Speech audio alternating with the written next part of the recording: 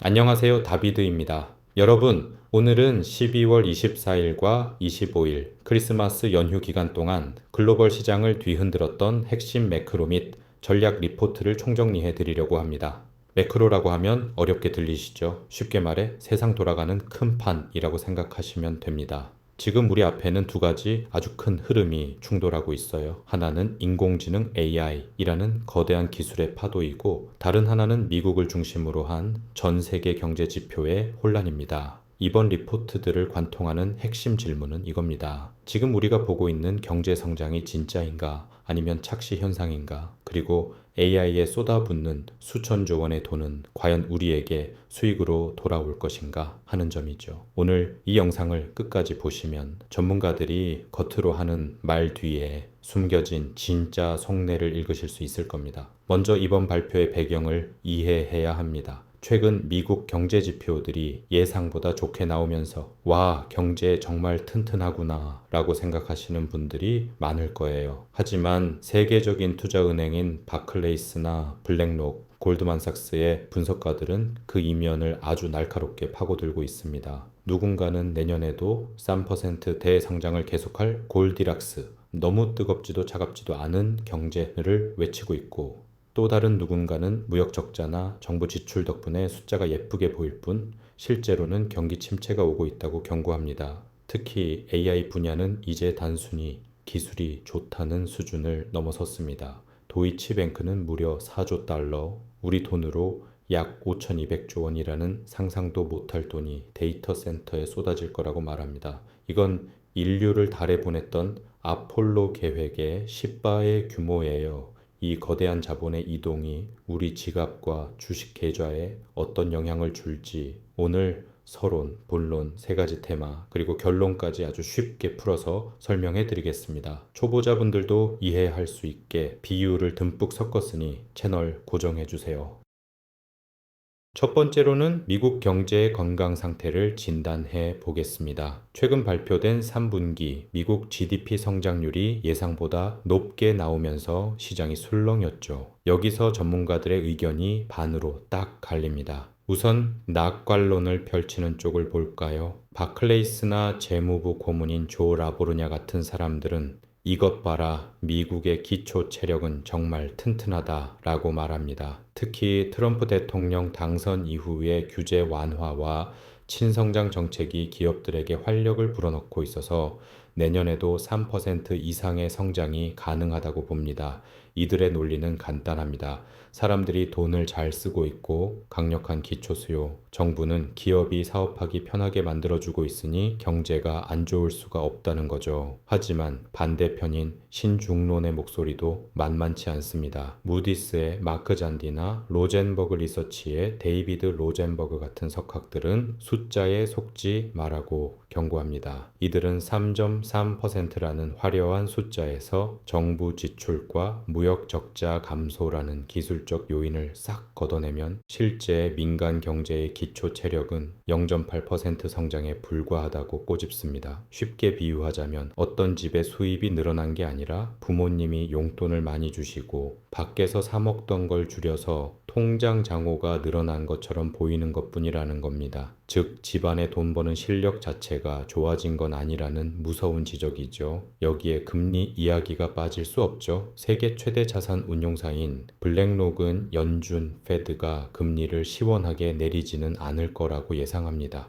왜냐하면 지금 금리가 이미 중립금리 경제에 부담을 주지도 자극을 주지도 않는 수준에 가까워졌기 때문입니다. 즉 2026년이 되어도 우리가 기대하는 만큼 금리가 확 낮아지는 일은 없을 거라는 뜻입니다. 투자자 입장에서 이 대목이 중요한 이유는 금리 인하라는 마법의 지팡이가 이제는 잘 듣지 않을 수 있다는 점 때문입니다. 야데니 리서치는 경제는 이제 수요가 아니라 AI 같은 생산성이 이끌고 있다며 금리를 낮춘다고 해서 고용이 늘어나거나 경제가 확 살아나는 시대는 지났다고 말합니다. 여러분, 이제는 지표의 겉모습만 볼 게 아니라 그 속에 알맹이가 정부 지출인지 아니면 진짜 기업들의 실력인지 구분해야 하는 시기가 왔습니다.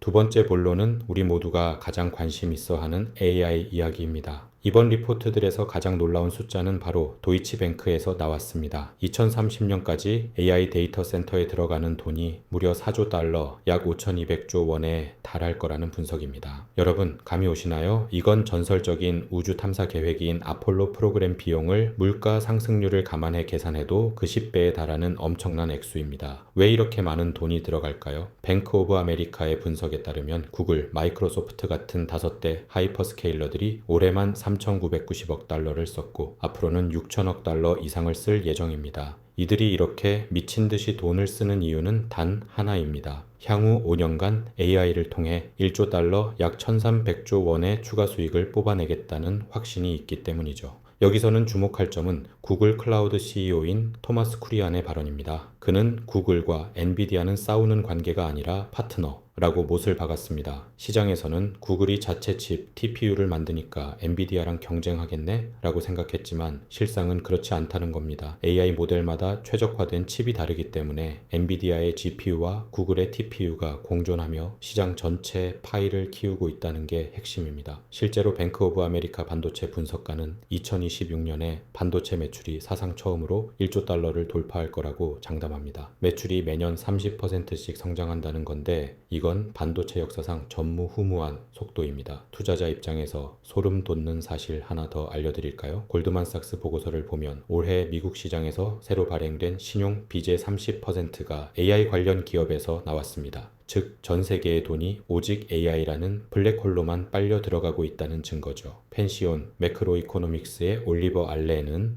이 현상을 아주 냉정하게 표현했습니다. 현재 전 세계의 투자는 오직 AI 지출 때문에만 늘어나고 있고 AI를 뺀 나머지 모든 분야의 투자는 오히려 줄어들고 있다. 이 말은 우리가 AI를 모르면 투자의 길을 아예 찾을 수 없다는 뜻이기도 하지만 반대로 AI라는 좁은 문에 너무 많은 돈이 몰려 있다는 리스크를 동시에 보여줍니다. 여러분은 이 4조 달러의 흐름에서 기회를 보시나요? 아니면 거품의 냄새를 맡으시나요? 세 번째 본론에서는 우리가 당장 내년과 내후년에 마주할 구체적인 변화와 리스크를 짚어보겠습니다. 가장 먼저 피부로 와닿을 변화는 물가입니다. 모건 스탠리의 마이클 게이프는 미국 기업들이 2026년에 대대적으로 가격을 인상할 준비를 하고 있다라고 경고합니다. 이유는 바로 관세입니다.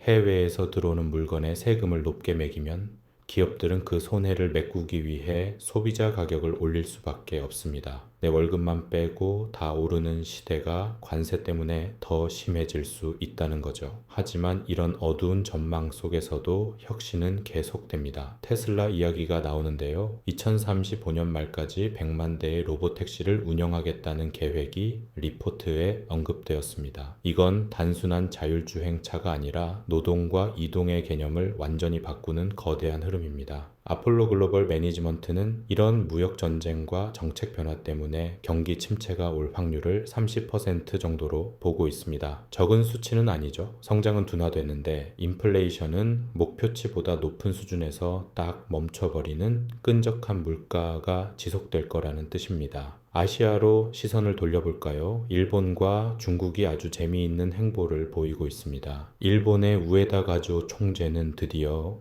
2% 물가 목표가 가시권에 들어왔다며 금리를 올리는 쪽으로 방향을 틀었습니다. 오랫동안 마이너스 금리였던 일본이 정상적인 금리 시대로 돌아온다는 건 엔화의 가치가 변하고 글로벌 자금 흐름이 바뀐다는 아주 중요한 신호입니다. 반면 중국은 여전히 돈을 풀고 있습니다. 인민은행은 경제를 살리기 위해 유동성을 충분히 공급하겠다고 발표했죠. 재미있는 건 중국 정부가 규제를 해도 중국인들의 아이폰 사랑은 여전하다는 겁니다. 11월 외국 브랜드 휴대폰, 아이폰 포함 출하량이 전년보다 무려 128%나 늘었습니다. 중국 내수 시장이 어렵다곤 하지만 프리미엄 소비는 여전히 강력하게 살아있다는 걸 보여주는 단면이죠. 정리하자면 2026년은 관세로 인한 물가 상승과 기업들의 가격 정가 전략, 그리고 테슬라의 로봇택시 같은 미래 기술이 충돌하는 시기가 될 것입니다. 또한 일본의 금리 인상과 중국의 부양책이라는 거대한 아시아의 움직임이 전 세계 자산 가격에 변동성을 줄 가능성이 큽니다. 우리는 이 복잡한 퍼즐 조각들을 어떻게 맞춰야 할까요?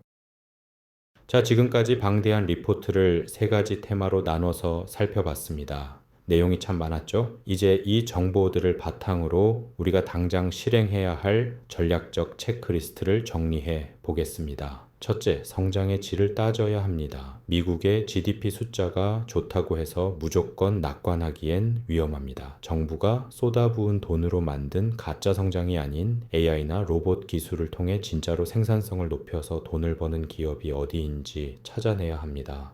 야덴이 리서치의 조언처럼 이제는 금리가 낮아진다고 다 같이 오르는 시대가 아니라 실력이 있는 기업만 살아남는 양극화 시대입니다. 둘째, AI 투자의 속도를 감시해야 합니다. 도이치뱅크가 말한 4조 달러의 투자는 기회이지만 동시에 엄청난 부담이기도 합니다. 뱅크 오브 아메리카가 말한 것처럼 기업들이 실제로 그만큼의 수익을 내고 있는지 매 분기 실적 발표에서 AI를 통한 수익 창출이 구체적으로 증명되는지 확인해야 합니다.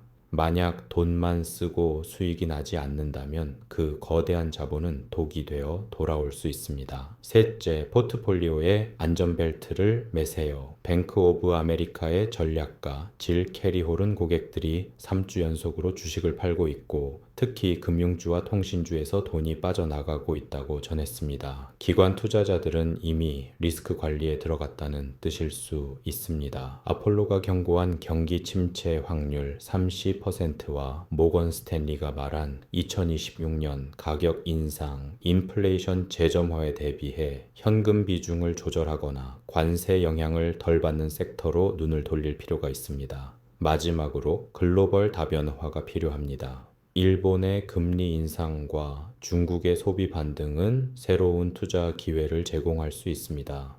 인도처럼 지방정부 부채가 금리를 압박하는 곳은 피하고 정책적으로 지원을 받으면서도 실적이 뒷받침되는 시장을 찾아야 합니다. 결국 투자는 세상의 변화에 내 자산을 태우는 일입니다. 오늘 정리해드린 19가지 리포트는 2026년이라는 미래로 가는 이정표와 같습니다. 너무 두려워할 필요도 너무 낙관할 필요도 없습니다. 냉정하게 숫자를 보고 그 숫자가 말하는 진짜 진실을 쫓아가면 여러분의 소중한 자산은 반드시 지켜질 것입니다. 오늘 영상이 도움이 되셨다면 구독과 좋아요, 알림 설정 부탁드리고요. 여러분은 이번 리포트 내용 중 어떤 부분이 가장 인상 깊으셨나요? 댓글로 자유롭게 의견 나눠주세요. 시청해주셔서 감사합니다. 다비드의 투자노트였습니다.